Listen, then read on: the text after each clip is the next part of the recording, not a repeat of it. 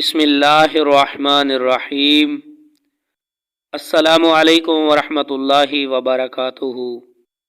معزز ناظرین، آج کا جو وظیفہ ہے، آج کی جو دعا ہے، آج کا جو ورد ہے، بہت ہی اہمیت کا حامل اور بہت ہی پیارا وظیفہ ہے کہ جب بھی بندہ مومن کو کوئی پریشانی پہنچے، کوئی صدمہ پہنچے، کوئی خوف اور فکر لاحق ہو، یا کوئی دکھ اور تکلیف پہنچے، تو اس وقت بندہ مومن کو کون سا وظیفہ پڑھنا چاہیے، کون سا ورد کرنا چاہیے، کون سا عمل کرنا چاہیے؟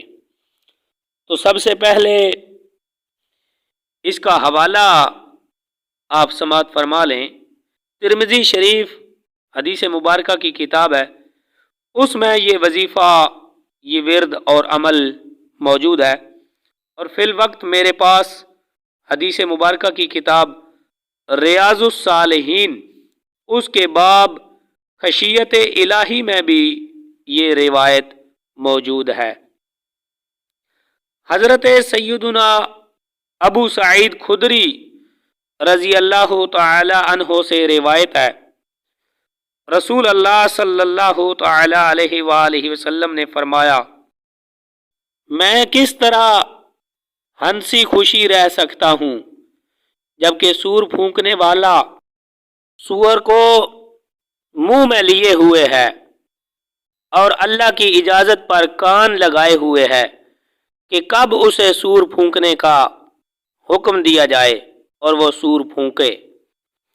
تو یہ بات رسول اللہ صلی اللہ تعالی علیہ وآلہ وسلم کے صحابہ پر گویا گراں گزری، چنانچہ آپ صلی اللہ علیہ وآلہ وسلم نے ان سے کہا، گھبراؤ نہیں بلکہ کہو حسبنا اللہ ونعم الوکیل، ہمیں اللہ کافی ہے اور وہ بہت اچھا کارساز ہے۔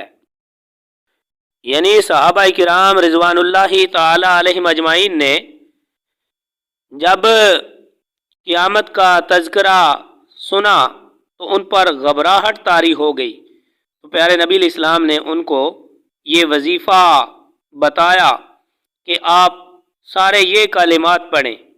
تو کتنے پیارے کلمات ہیں، حسبنا اللہ ونعم الوکیل، کہ ہمیں اللہ کافی ہے اور وہ بہت اچھا کارساز ہے۔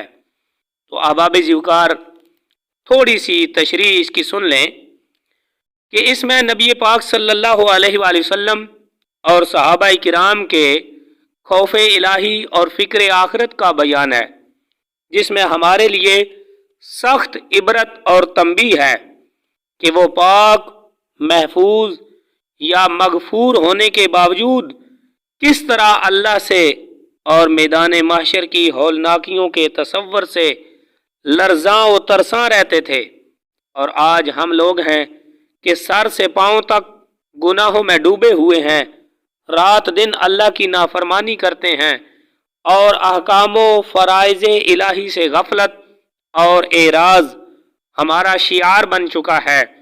اس کے باوجود ہمارے دلوں میں اللہ کا خوف ہے، نہ آخرت کی فکر۔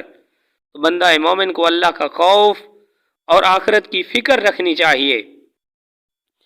اور دوسری بات کہ خوف اور فکر کے وقت اللہ سے مدد طلب کی جائے، اور یہ وظیفہ حسبنا اللہ ونعم الوکیل کا ورد کیا جائے۔ یہ بڑا اچھا اور پرتاثیر ورد ہے، اور کسی بھی پریشانی اور صدمے کے وقت پڑھا جا سکتا ہے۔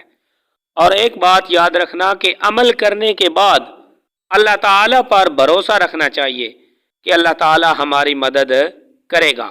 تو احباب ذوقار، کتنے پیارے کلمات ہیں، اور کلمات بھی وہ جو خود نبی پاک صلی اللہ تعالی علیہ وآلہ وسلم نے اپنے صحابہ کو سکھلائے، اور پھر صحابہ کے ذریعے امت مسلمہ تک پہنچے۔